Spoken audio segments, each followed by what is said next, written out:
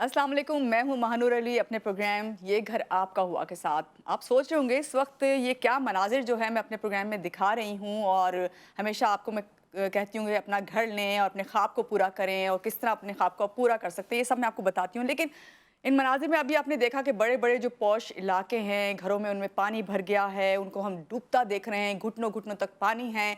हमारे ख्वाब हमें जो है अपने घर में बिखरता हुआ नज़र आ रहा होता है, जो ख्वाब हमने देखा है। तो ये सब भी एक हकीकत है जो हम पिछले 2 हफ्तों से देख रहे हैं, और अभी आने वाले वक्त में भी हम यही देखने वाले हैं। और क्या मनाजिर हम देखेंगे ये आप सब जानते हैं, और हम इसको फेस भी कर रहे हैं। लेकिन इस सब पर तो बात होगी, मगर मैं ज़रूर आपसे ये भी बात करूँगी और आपको बिल्कुल नाउम्मीद नहीं करूँगी कि आप अपना घर किस तरह बना सकते हैं। और ये कोशिश हमारी होती है हमेशा हर प्रोग्राम में। इसीलिए आज जो मेरे मेहमान हैं, पहले मैं इनसे आपको मिलवाऊंगी और उसके बाद आपको बताऊंगी कि आगे क्या सूरत हाल है, किस तरह आपने स्टेप लेने हैं, किस तरह अपने ख्वाब को जो है आपने हकीकत में तब्दील करना है। तो हमारे साथ हैं अब्दुल करीम आदिया साहब, फॉर्मर वाइस चेयरमैन आबाद हैं, ब्रांड एम्बेसडर आबाद इंटरनेशनल एक्सपो, और CEO हैं ओलंपिक ग्रुप के। इनसे मिलते हैं। अस्सलाम वालेकुम आदिया साहब, कैसे हैं आप? पहले तो बहुत शुक्रिया कि आज एक बार फिर से आप मेरे प्रोग्राम में आए। और मुझे याद है कि जब आपके साथ मैंने पहला प्रोग्राम किया था, वो भी बहुत ही ज़्यादा इन्फॉर्मेटिव था, और काफ़ी नॉलेज ना सिर्फ मैंने हासिल की बल्कि जो हमारे नाजरीन हैं उन्होंने भी जो सवालात हमसे पूछे थे उनके जवाबात भी उनको आपके वजह से हमें मिले ना। बहुत शुक्रिया आपका एक बार फिर से। बात यहाँ से शुरू करते हैं कि जो हम मनाजिर अभी देख रहे थे स्क्रीन के ऊपर, ये किसी एक सोसाइटी एरिया या मोहल्ले के तो नहीं हैं। और हम ये जानते हैं कि हम ये मनाजिर देखते चले आ रहे हैं आज से नहीं, सालों से। जब भी बारिशें होती हैं और मानसून का जो सीज़न शुरू होता है, मैंने तो मॉडल जो अपार्टमेंट्स हैं उनको भी जजीरा बनते देखा है। आदिया साहब, तो आप क्या कहेंगे कि इसमें ज़िम्मेदार बिल्डर्स तो बिल्कुल नहीं है, ये मैं अच्छे से जानती हूँ, लेकिन क्या इसका सबब शहर की प्लानिंग या फिर इदारे हैं?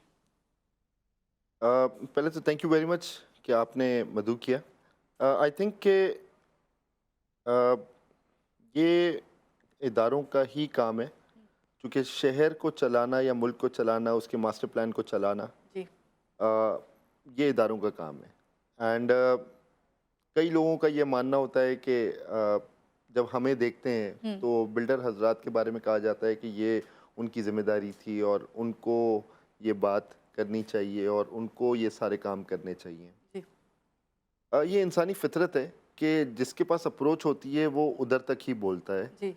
बट वो पॉलिटिशियंस को या अगर सुप्रीम कोर्ट में कल जब कराची के हवाले से जब हम्म। सेशंस चलते थे तो उसमें लोग आवाम जाके नहीं निकलती, नहीं बोलती। जी। अनफॉर्चुनेट है। हम फ्रॉम एसोसिएशन आबाद जो है जी। उससे कई दफ़ा हमने चीज़ें रेज़ की हैं, कई दफ़ा हमने ये प्लेटफॉर्म पे रेज़ किया है कि ये जो केएमसी, डीएमसी के जो मैटर्स हैं, हम्म। फिर सॉलिड वेस्ट के जो मैटर्स हैं, फिर टाउन प्लानिंग के जो मैटर्स हैं, पूरे कराची का जो एक नक्शा बनना था, जिस हिसाब से आगे डेवलपमेंट होनी थी, कौन से रोड नहीं कमर्शलाइज होने थे, जी।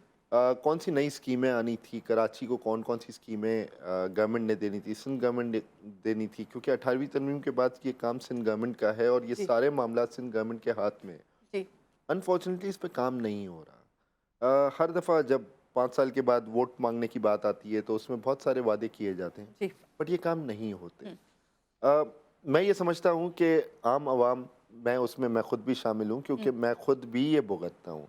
क्योंकि जब बारिश होती है, पानी खड़ा हुआ होता है, हम परेशान होते हैं, हमारे अतराफ़ में सारे लोगों का सामान ख़राब हो रहा होता है। राइट। जबकि इलेक्ट्रिक के शॉक्स आते हैं पानी के अंदर, तो ऑटोमेटिकली कभी लो कभी हाई वोल्टेज होता है, हमारी राइट। अप्लाइंसेस हम्म। जलती हैं। इस महंगाई के आलम में हर तबके के आदमी को इस चीज़ की तकलीफ़ होती है, बिल्कुल। चाहे वो किसी भी शहर में, किसी भी इलाके में हम्म। रहता हो। तो ऐसा नहीं है कि ये तकलीफ़ सिर्फ़ गरीब आदमी को होती है। ये तकलीफ़ अब तो आप देख ही रही हैं बिल्कुल हमने कि वो देखा। हम्म। अब कहा जाता है, पिछली बारिशों से कहा जाता है कि अब अमीर भी इसमें तकलीफ़ में आ गया है। हम्म। जिस तरह से पिछले हालात आपने देखे और इस बार भी आपने 2-3 दिन पहले आपने जो हालात देखे जी। क्लिफ्टन डिफेंस के, तो वो गैर मुनासिब थे हम्म। और उसको बदलना बहुत ज़रूरी है। सही। अतिया साहब, अभी आपने खुद भी कहा कि जो प्लानिंग शहर की बननी थी उस तरह से प्लानिंग नहीं हुई, अगर बनी भी तो उस पे काम नहीं हुआ। मेरी इतनी तो नॉलेज नहीं है, लेकिन जहाँ तक मैं जानती हूँ जो पुराने एरियाज़ हैं, चलें वो तो प्लानिंग के बगैर थे, लेकिन जो नया शहर आबाद हुआ, क्या उसकी भी कोई प्लानिंग नहीं हुई? और अगर प्लानिंग हुई तो क्या वो प्लानिंग सही नहीं हुई? ऐसा नहीं है मानूर, आई सपोज के जो सोसाइटीज़ बनी हैं, जी। जो नई सोसाइटीज़ बनी हैं, चाहे वो प्राइवेट सेक्टर की हों, चाहे वो आर्म फोर्सेस की सोसाइटीज़ हैं, चाहे वो दूसरी और सोसाइटीज़ हैं, छोटी हो बड़ी हो, सोसाइटीज़ के अंदर तो पानी नहीं खड़ा हो रहा। कुछ ऐसी हैं जो कभी कभार इंसिडेंट हो जाता है, बट वो उसको चीज़ों को चेंज हो जाता है, कभी कभार वाटर फ्लो चेंज हो जाता है जिसकी वजह से वो चेंज कर लेते हैं, बट उसको फ़ौरन टाइमली रेक्टिफाई कर दिया जाता है। ये भी तो सिंध गवर्नमेंट नहीं करना है ना। सही। जो कराची के अतराफ़ की जो चीज़ें हैं वो उन्होंने सीधी करनी है और टाइमली सीधी करनी है। जैसे ही काम ख़राब हुआ, बारिशें ख़त्म हुई, उसके फ़ौरन बाद उन्होंने उसको रेक्टिफ़ाई करना चाहिए, जो कि इग्नोरेंस पे जा रहा है। तो आई बिलीव कि ये सारा मामला इग्नोरेंस पे है, ये मामला फंड्स का नहीं है। कराची जिसके बारे में कहा जाता है 65-70% टैक्स रेशो निकाल के देता है, पूरे मुल्क को चलाता है। कराची के जो टैक्सेशन सिस्टम है उसकी वजह से पूरा मुल्क चलता है।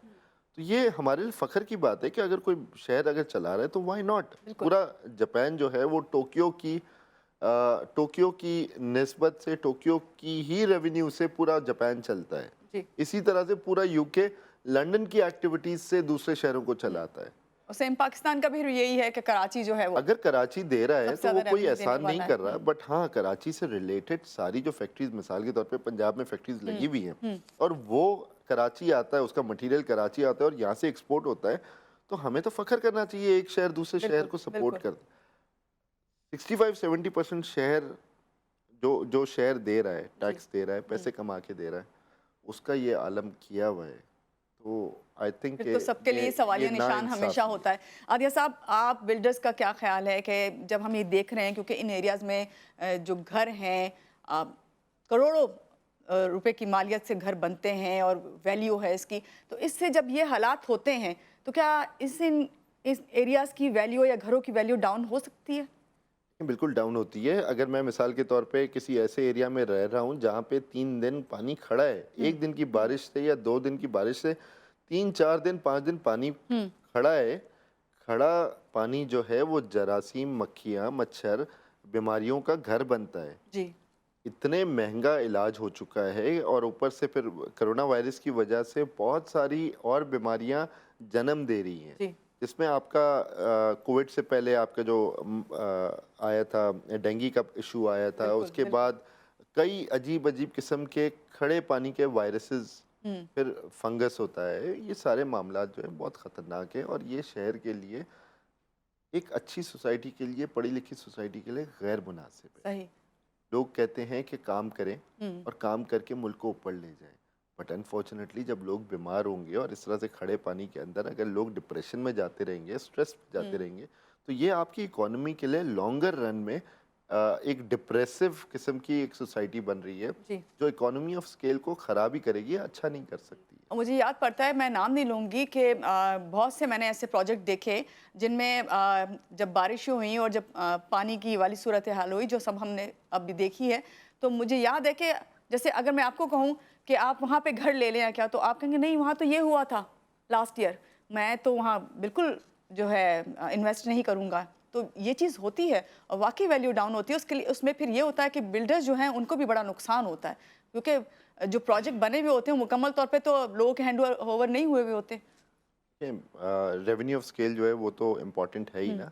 अगर किसी भी बिल्डर का कोई प्रोजेक्ट ख़राब होता है तो रेवेन्यू ऑफ स्केल उसका बिल्कुल, ख़राब बिल्कुल। होता है, उसकी आरओआई ख़राब होती है। तो अगेन है तो वो पाकिस्तान का ही बिजनेसमैन, अगर से कोई चीज़ गलत की है तो उसको रेक्टिफाई करना ज़रूरी है, चाहे वो मैं हूँ या कोई और हो।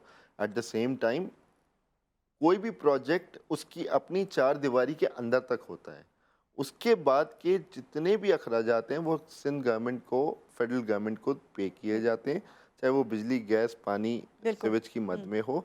वो सारा मामलात, वो सारे काम गवर्नमेंट के होते हैं, चाहे वो कराची में सिंध गवर्नमेंट का हो या वो म्यूनसिपल कॉरपोरेशन हो, केएमसी हो, डीएमसी हो, ये सारे उनके काम है और ये उनको करना कंपलसरी है।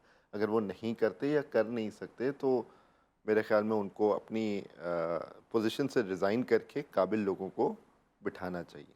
तो सही बात आपने कही। आदिया साहब, अभी मज़ीद आपसे मैंने बात करनी है और इसी पे बात करूँगी कि आगे चल के क्या मुमकिन है, आप लोगों के लिए पॉसिबिलिटी है कि ऐसे प्रोजेक्ट्स, ऐसी सोसाइटीज़ उनको लेके आया जा सके जिनसे ये तमाम जो चीज़ें हैं जो हम फेस करते हैं उनसे बचा जा सके। इस पे मैं आपसे बात करना चाहती हूँ, लेकिन यहाँ पे लेंगे एक ब्रेक और ब्रेक के बाद फिर वापस आते हैं। आप हमारे साथ रहिए।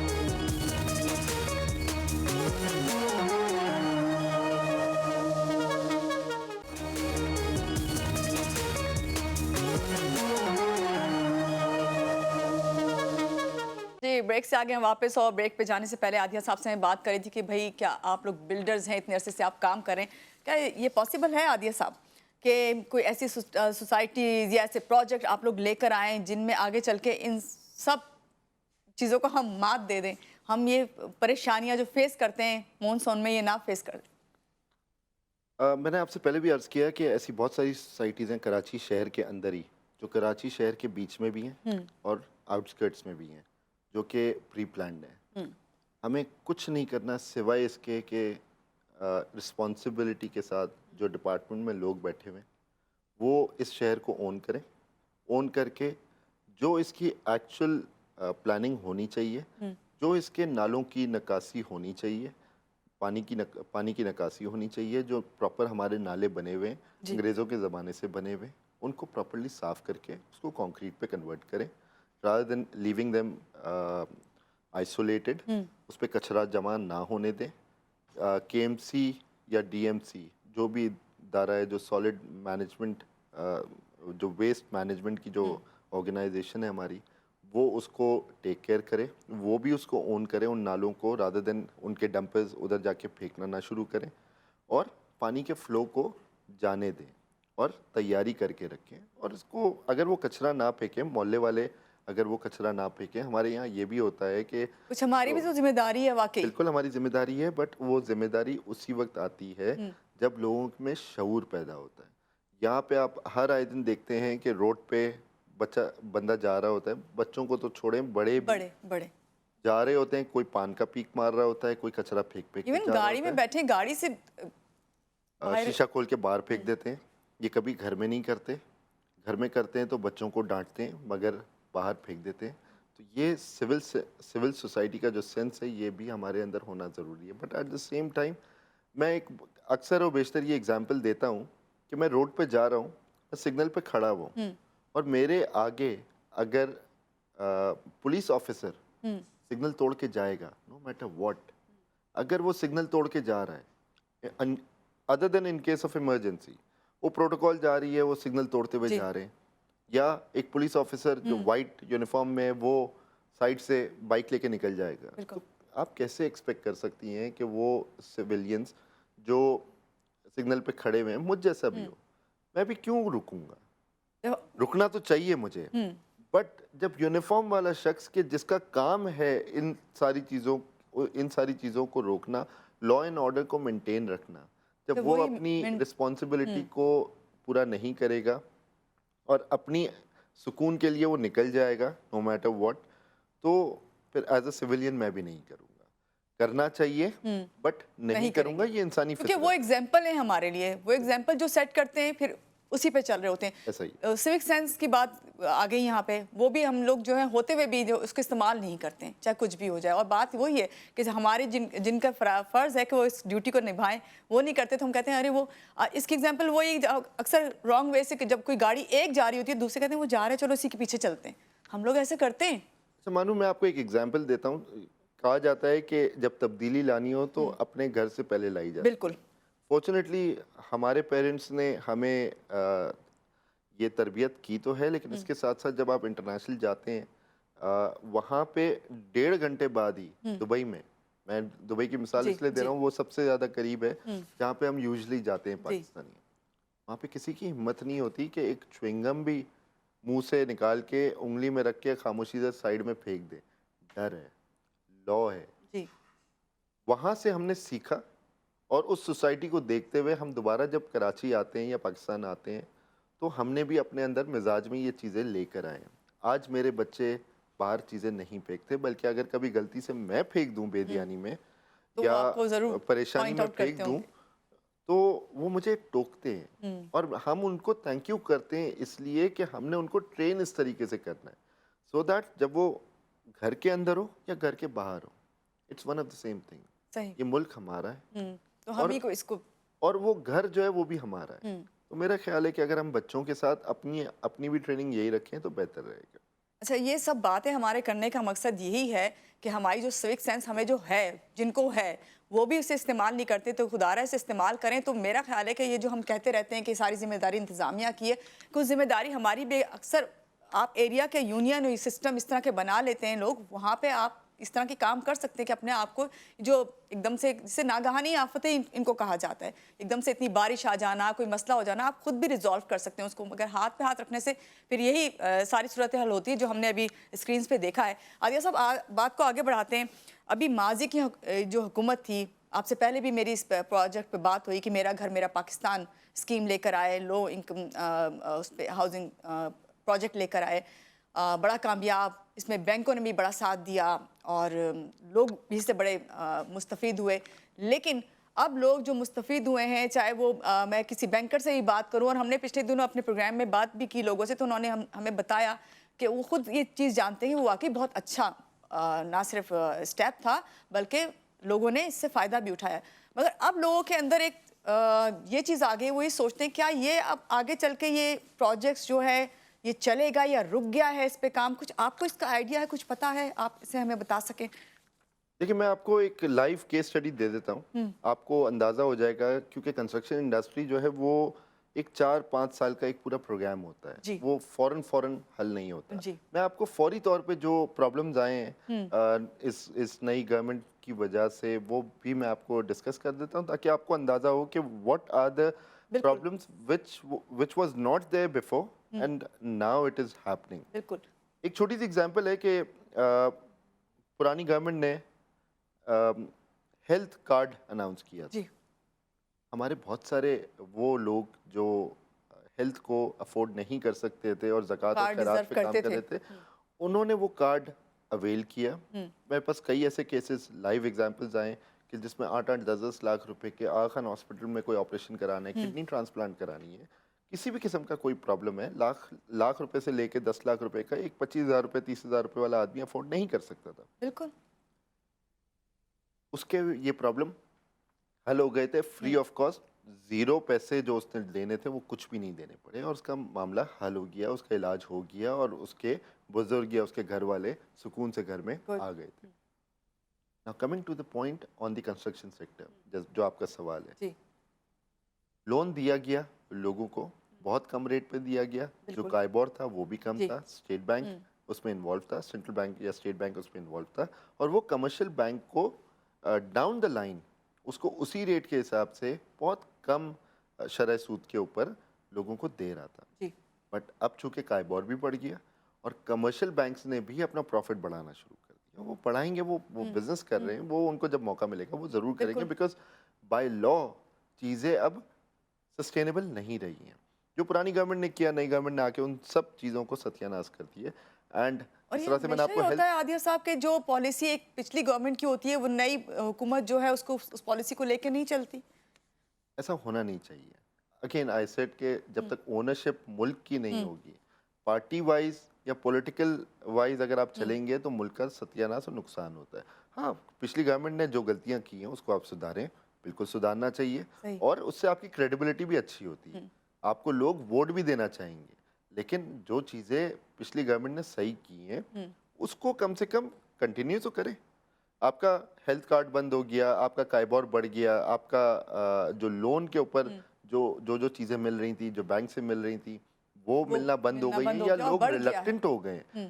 प्लस बहुत सारे मामलात और भी ज़्यादा ख़राब हो गए हैं जो गालिबन हमारा टॉपिक नहीं है, बट ऑन अ होल मुल्क का इस वक्त जो कॉन्फिडेंस है, जो लोगों का कॉन्फिडेंस है, वो शेक शेख हुआ हुआ। हुआ है। एंड आई थिंक कि ये जो लोग हैं, जो हमारे थिंक टैंक्स हैं, जो हमारे डिपार्टमेंट के जो अफसरान हैं, जो बड़े ओहदों पे बैठे हुए हैं, सुप्रीम कोर्ट है हमारा, हमारा जुडिशल सिस्टम है, हमारे जो प्राइम मिनिस्टर हाउस है, हमारे सीएम हाउसेज हैं, हमारे गवर्नर्स हैं, ये उन लोगों को ज़रूर देखना चाहिए।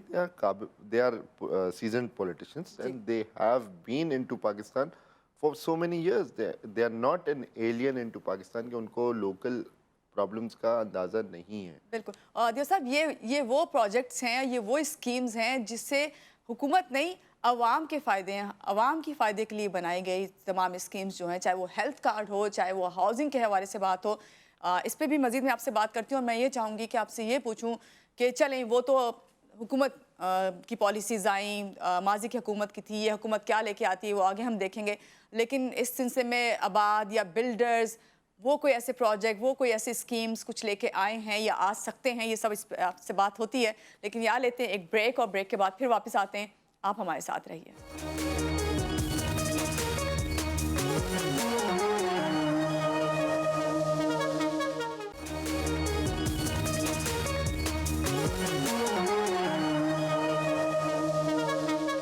जी, ब्रेक से आगे वापस। और ब्रेक में भी मैं आदिया साहब से बातें कर रही थी कि प्लीज़ कोई ऐसे प्रोजेक्ट बताएं जिससे जो परेशानियां हैं वो लोगों की दूर हो सके, तो वो ज़रूर बताएंगे। लेकिन अभी मैं आदिया साहब आपसे ये बात करूंगी, आप जो बिल्डर्स हैं इनमें तो अक्सरियत जो माशाल्लाह से जो मेरे प्रोग्राम में हैं वो सब जेन्युइन हैं और जेन्युइन काम करते हैं। मगर ऐसा भी आदिया साहब बहुत देखने में आया है कि जो लोग जेन्युइन काम नहीं कर रहे हैं और उसकी वजह से फिर लोग जो हैं वो पेमेंट्स तो कर देते हैं, तो उनके तो जो कमाई और ख्वाब वो बिखरने शुरू हो जाते हैं। जो ख्वाब देखा होता है उन्होंने बनाने का घर, वो उसके बाद जब परेशानियां शुरू होती हैं, वो जो जेन्युइन लोग उनको नहीं मिलते। तो इसके बारे में आपसे ये जानना चाहूँगी कि आबाद क्या फॉर्मर वाइस चेयरमैन रहे हैं, तो आबाद का कोई रोल है इस सिलसिले में, या आबाद सिर्फ उन्हीं को कैटर करता है या उन्हीं को देखता है जो उनके साथ रिलेट होते हैं? देखिए, मैं पहले ये पॉइंट क्लियर करना चाहूँगा कि लोगों का ये थोड़ा सा शऊर नहीं है हम्म, कि व्हाट इज़ आबाद। आबाद का पूरा टाइटल है association of builders and developers Pakistan. बिल्कुल गवर्नमेंट ऑफ पाकिस्तान का इदारा नहीं। नहीं है। यानी आबाद जो है वो मेंबर्स को तो फैसिलिटेट कर सकता है, हम्म, लेकिन मेंबर्स के ऊपर रेड ऑफ लॉ नहीं लगा सकता, हम्म, क्योंकि वो गवर्नमेंट ऑफ पाकिस्तान का इदारा नहीं है। सही। गवर्नमेंट ऑफ पाकिस्तान का इदारा कौन कौन है? आपका एसपीसी है जो नक्शे पास करता है। अगर उनको लगता है कि ये बिल्डर नहीं है हम्म, तो उसको एक सीजन्ड बिल्डर के साथ अटैच होना कंपलसरी है। अगर एक शख्स को काम ही नहीं आता तो उससे सत्यानाशी करना सही। और लोगों के साथ ज्यादती करनी है। हम्म, नंबर 2, एंटी करप्शन है, हम्म, नैब है, पुलिस है, एम्बर्समेंट है, सुप्रीम कोर्ट है। हम्म, जब ये सारे इदारे बैठे हैं और ये सारे इदारों के बावजूद अगर कोई बिल्डर, चाहे मैं खुद भी क्यों ना हूँ, मैं लोगों के पैसे खा जाता हूँ और रेड ऑफ लॉ नहीं है, तो जो नहीं करना, जिसको नहीं भी पता, वो भी इन मामलात में पड़ जाएगा। क्योंकि देखें, इजी मनी हर किसी का शौक होता है, ये इंसानी जी फितरत है। बहुत सारे लोगों में ये शऊर नहीं होता what is right what is wrong. जिनमें शऊर होता है लेकिन उसके बावजूद इजी मनी, लूटे हुए पैसा या वाइट कॉलर क्राइम जिसे आप कहते हैं, बहुत सारे लोग कर जाते हैं। जब रेड ऑफ लॉ होगा, मैं फिर आपको 1.5 घंटे की फ्लाइट पे ले जाऊंगा डिस्टेंस, दुबई। बिल्कुल किसी की हिम्मत हिम्मत नहीं है नहीं कि होगी। वो वहां पे किसी के लेकिन पैसे खा जाए। क्या आदिया साहब, जो मेंबर्स हैं जो इस एसोसिएशन के साथ हैं, आबाद के साथ, क्या उनका है, उनमें ऐसा है अगर कोई गलती हो, कुछ मसला हो तो आबाद फौरन एक्शन लेता है? देखिए, फौरन नहीं ले सकता। अगेन, रेड ऑफ लॉ वो मेंटेन नहीं कर सकता, ओके, बट सख्ती इस तरीके से कर सकता है कि कंप्लेंट्स जब आती हैं आबाद, तो उसे रिजॉल्व करवाने के लिए आप मीटिंग जरूर हो सकती है। सॉरी, वो उसको सेटल करने की कोशिश करते हैं। हमारी पूरी एक कमेटी बनी हुई है, अच्छा। जैसे अलाइड इंडस्ट्री और दूसरी मामलात की कमेटियां बनी हुई हैं, जो कि बिल्डर खुद हेड करते हैं, सीनियर मेंबर्स उसमें बैठे होते हैं। इस तरह कंप्लेन कमेटी की एक कमेटी बनी हुई है जो एवरी सैटरडे बैठती है। क्योंकि कराची के मामलात बहुत ज़्यादा हैं, बहुत ज़्यादा ख़राब भी हैं, बहुत सारे बिल्डर्स भी हैं, तो इसलिए पूरी एक कमेटी बैठी हुई है जो हर सैटरडे को बैठती है और बैठ के उन बिल्डर्स को बुलाती है, कंप्लेनेंट्स को बुलाती है और बुला के मैटर्स को रिजॉल्व करती है, जो कि पब्लिकली पता भी नहीं चलता। बट कितने मैटर रिजॉल्व हो जाते हैं और वो पलट के एक्नॉलेजमेंट भी नहीं देते हैं। हमें एक्नॉलेजमेंट नहीं चाहिए, सही। बट होता है। मैं ये बात आपको कह रहा हूँ, 100 में से कोई 2, 3 या 4 केसेस अगर ऐसे हैं जो कि कोई ऐसा बिल्डर है जिसको हम बिल्डर समझते ही नहीं है, जो जो एक तो फ्रॉड कर रहा है, हम उसको बिल्डर समझते नहीं है, वो फ्रॉड है, सही। चाहे वो हम में से भी क्यों ना हो। But at the same time उसके बाद अगर हम उसको कंटिन्यू करते हैं तो हम उसकी मैक्सिमम ये कर सकते हैं कि उसकी लाइसेंस यानी कैंसिल उसको कर, कंटिन्यू करना ही छोड़ देते हैं। लाइसेंस कैंसिल हो जाता है, सही। या लाइसेंस कैंसिल नहीं हुआ तो उसको रिन्यू नहीं होता। ये आबाद का बड़ा स्ट्रेट पॉलिसी है। जो हमारी सीईसी आरईसी की जो कमेटी है, जो सेंट्रल एग्जीक्यूटिव कमेटी की जो बोर्ड मीटिंग होती है, एवरी मंथ होती है, आरईसी यानी रीजनल एग्जीक्यूटिव कमेटी की जो बोर्ड मीटिंग होती है, उसमें बड़ा क्लियर है कि अगर कोई इस तरह का मैटर आता है और कोई बिल्डर कंप्लेंट्स कंप्लीट नहीं कर रहा, उसको क्लेरिफाई नहीं कर रहा एज पर लॉ जो होना चाहिए, तो फिर उसका लाइसेंस रिन्यू नहीं होता और नए लाइसेंस पे उसको आने भी नहीं दिया जाता। अच्छा आदित्य साहब, सॉरी टू से लोग मुझसे सवाल करते हैं, जब ईमेल पे मुझसे पूछा जाता है, उसमें एक सवाल ये भी आया कि जब कभी कोई भी आबाद के आपके गेस्ट आए, वैसे ज़्यादातर आते ही आबाद से मुंसलिक लोग आते हैं मेरे पास, तो उनका ये सवाल था, ज़रूर पूछिएगा कि माजरत के साथ एक बार फिर से, कि नस्ला टावर के मामले में तो आबाद बिल्कुल ही बेबस नज़र आया। बिल्कुल ऐसे ही सुप्रीम कोर्ट है। सुप्रीम कोर्ट के ऑर्डर के बाद मैंने आपको कहा, आबाद जो है वो प्राइवेट एसोसिएशन है, वो गवर्नमेंट नहीं है। और सुप्रीम कोर्ट के ऑर्डर के बाद फिर कुछ भी तो नहीं रह जाता। हम कुछ भी नहीं कर सकते। ये हम सुप्रीम कोर्ट को कहते हैं, there are three major departments. एक आपका प्राइम मिनिस्टर हाउस, जो कि आपका मेन बॉडी है। उसके बाद आपकी सुप्रीम कोर्ट है, फिर आपका हमारी आर्मी है। ये तीन डिपार्टमेंट्स हैं जो मेजर डिपार्टमेंट्स हैं, जिसको हम कहते हैं हेड ऑफ द फैमिली। सही। हम पूरी पाकिस्तान बिल्कुल। कौम एक फैमिली है। हमारे नाज़रीन क्योंकि वो ये जानना चाहते थे, तो मैंने आपसे ये सवाल इसीलिए कहा कि मैं आपसे पूछ लेती हूँ। ये हमारे लिए अंदाजा तकलीफ हो की बात है बिल्कुल, कि हमारे एक शहर में एक सबके लिए कंस्ट्रक्टेड तकलीफ दे बिल्डिंग बात है। जो कि 10 साल पहले खड़ी हुई थी, 10 साल तक खड़ी रही है। 1.25 करोड़ रुपए में एक शख्स ने वहाँ पे फ्लैट लिया है।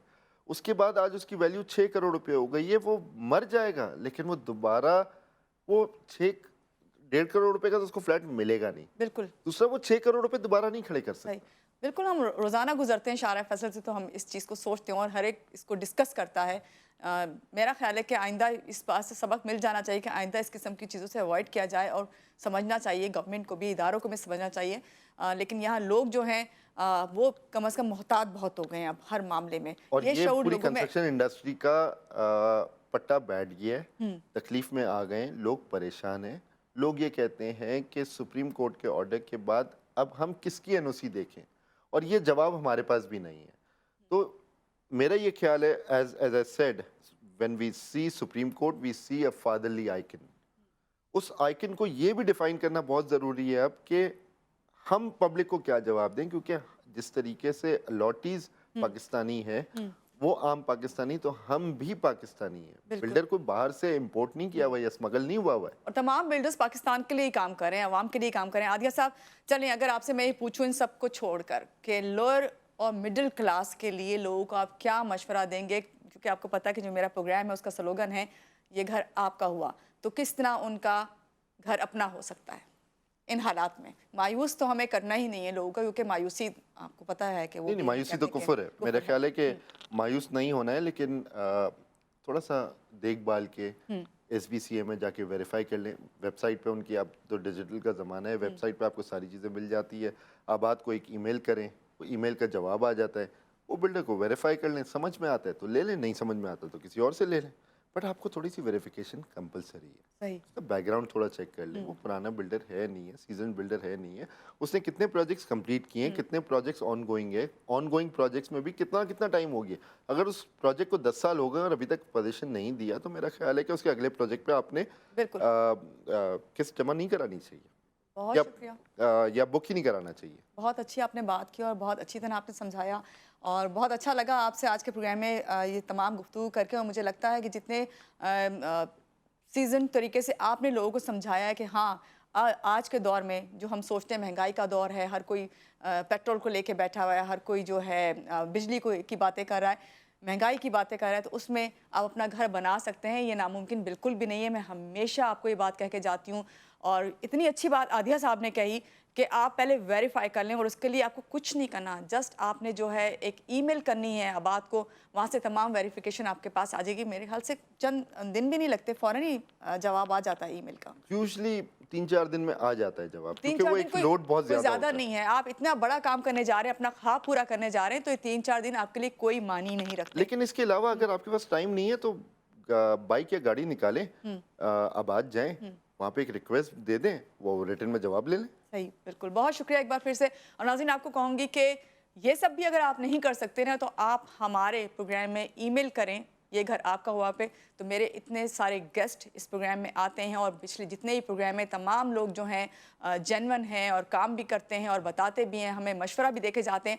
आप हमें ईमेल करके भी सवाल पूछ सकते हैं, फ़ौरी आपको उसका जवाब भी मिल सकता है। इसी बात के साथ महानूर अली को दीजिए इजाज़त। अल्लाह हाफ़िज़।